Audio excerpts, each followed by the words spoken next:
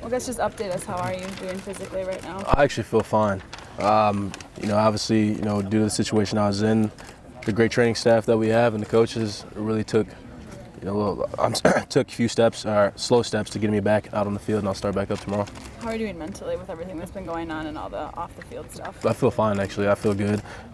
Situations that I'm just dealing with, just going to throw them away and just move on with the team and focus on what we need to do. Coach said that you spoke to the team and he thought it was very moving as a coach for you to get up there and say that. What was going on when you were speaking? I felt that, trying to be a leader for this team and a captain, I knew I had to get up there and say something to all the players because all the hard work I put into this program, I'm sure they're looking up to me, so I just want to make sure that they all know that I'm all in with them and focusing on what we need to do. Montee, what can you tell us about that morning of August 1st? Well, there's not really much I can tell you because the police investigation is still going on, so I'm kind of limited. But what I can tell you is it was just last night, basically before camp started. Went out with a few friends, and we weren't getting rowdy or anything. And then I was just heading right back to my place a block away, and I was attacked. That's all I remember. Montee, is it scary? Oh, well, of course.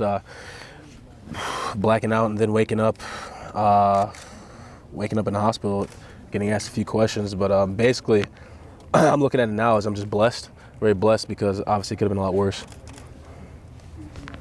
What is the lesson you take out of that, the whole off season that you had, the experience that hopefully makes you a better person, a better player as you move forward? Oh, it really shows me how much I do live my life in a fishbowl, and how big of a microscope that's on top of me, basically. Everyone's watching to see what I do as soon as I step out of my apartment, and it's a learning experience. You live and you learn, and I'm most definitely gonna count my blessings and just thank the Lord that I only had a bruised jaw.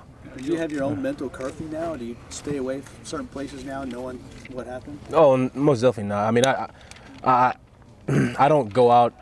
During the season, I most definitely don't go out because I'm most definitely focused on, winning for this team and stuff like that. But, I don't look over my shoulder. I don't walk out of my apartment scared because you just can't do that. You never know when you're going to get jumped by 5 people anyways.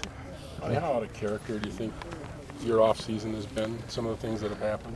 It's been different, but like you said, I don't look at it that way because, I made sure I focused on the summer program that we had, and summer conditioning that we had, I was focusing with the team and really bettering myself for this upcoming season. So everything's pretty much the same for me. The headlines you've made, though, they're not really indicative of you, are they, as a person? Just being in these kinds of headlines with the arrest on Mifflin Street. Oh, well, how you know what I'm saying? I mean, I've read a couple basically saying I'm kind of drawing a pattern here, basically, but no, I mean, I don't. That's not true at all. People who know me know how I am, and I carry myself in a high manner. How difficult was it to have to take to your Twitter account just to defend yourself and not being able to kind of speak your side of the story? Yeah, it's difficult because, like I said, there's not much I can say because it's a police investigation going on. But I just don't like people attacking me. But it's something I have to deal with. It's something that we all have to deal with because there's going to be a lot of people out there that's not going to like what you're doing. You okay with living in a fishbowl? You okay with living? Yeah, I'm perfect. Yeah, I'm fine with it because this is a profession that I chose, and obviously I'm really good at it. So pretty much it's gonna stick with me, basically living in the fishbowl the rest of my life. Montee, are you frustrated, upset? What's your mood right now? Most definitely not upset. Like I said, I'm blessed to walk away from that. Honestly, I walked away from it after the hospital, but not upset anymore. I'm perfectly fine, perfectly content, and honestly ready just to forget about it and attack this season. Montee, people have come up to me and said, the first question I asked is, what was you doing out at 2 in the morning? Has anyone asked you that question, and how would you respond? Honestly, no one's really asked me that question, but I mean, you can say that I shouldn't have been out at 2 in the morning, but I was a block away from my apartment, literally inside of my apartment when I got attacked. But like I said, we're in college and this and that. But like I said, I'm not making any excuses for myself, but I was just in the wrong, bad position at the wrong time. So when you went out that night, did you think this just a normal night out with friends? Yeah, just like that. Just last minute decision. Just decided to go out, just enjoy ourselves for last night before we attack this camp and the season for the next 4, 5, 6 months. So it's just a bad situation. Is this going to be added motivation, do you think? Well, maybe a little bit because, I believe the first time that football was taken away from me was the Ohio State game 2 years ago, and you see what happened then. So this is the second time it was taken away from me, for a week. So I plan on coming back even stronger and really, working together with my teammates. When would you like to come back and be able to go into full contact? Brett has said they're going to take it easy with you. Yeah. I'm just curious what you Well, they know best. Obviously, I know how my body feels and stuff. I feel fine, but there's no reason to rush it. There really is no reason to rush it at all. So I'm going to come back in a green jersey and really just, for me, being a veteran, I just need to get back to running. I know how to take hits. I know how to, and all that stuff. So I just got to make sure I just stay in the game and just running.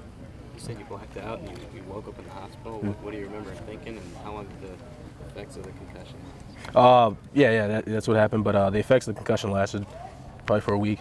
But that's pretty much all I can tell you. It's just like that. Does that concern you, Montee? Because obviously you play in a physical sport, so one concussion can lead to more concussions. No, not at all. Because I don't think I am concussion prone. I believe that just being attacked by 5 people, basically like 100% of this population is gonna walk out maybe with a concussion or even worse. So, like I said, I'm just counting my blessings, and I'm really not worried about getting concussions on the field. You were pretty vocal in the offseason about being a leader. When you addressed the team, did you feel like maybe there were some guys that questioned, like, okay, what's going on, or did they rally around you? How did you look at that situation? I'm sorry, was it? The leadership thing. You were obviously vocal about it in the offseason. Yep. When you addressed the team, did you feel like maybe there were some guys that were saying, okay, is he a true leader with what had happened, or do you feel like they rallied around you? How did that work? Yeah, I'll be honest with you, it was very difficult coming back from, but I believe all my teammates, they understand the situation I was in. I didn't.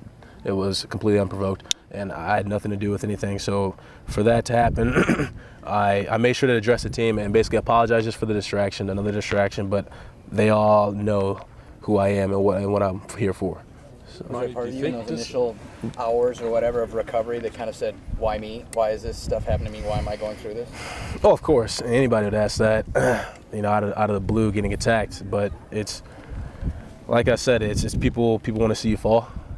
People want to see all kinds of successful people fall, and it's just how the world is. The world loves to hate some people in the world. Talking football, the Heisman campaign, how do you embrace that without alienating some of your teammates? Well, basically, just from growing up, being 7, 8 years old, this is something I always wanted. I always wanted to be the person with the names and the light and all that stuff. We all did, and that's my own personal goals. But I have to give credit, obviously, to my teammates for what they've been doing for me. They've been working very hard for me on the field and making sure that they're there for me whenever I need them. Do you think this could be a distraction, either for you or for this team? No, not at all. I don't think so. I think we're all mature enough to understand that things are going to happen. Unfortunate events and situations are going to happen. Obviously, you never know when they are, but I believe we all rallied together. And from this week of practice that we had, I can tell that we're focused, very focused.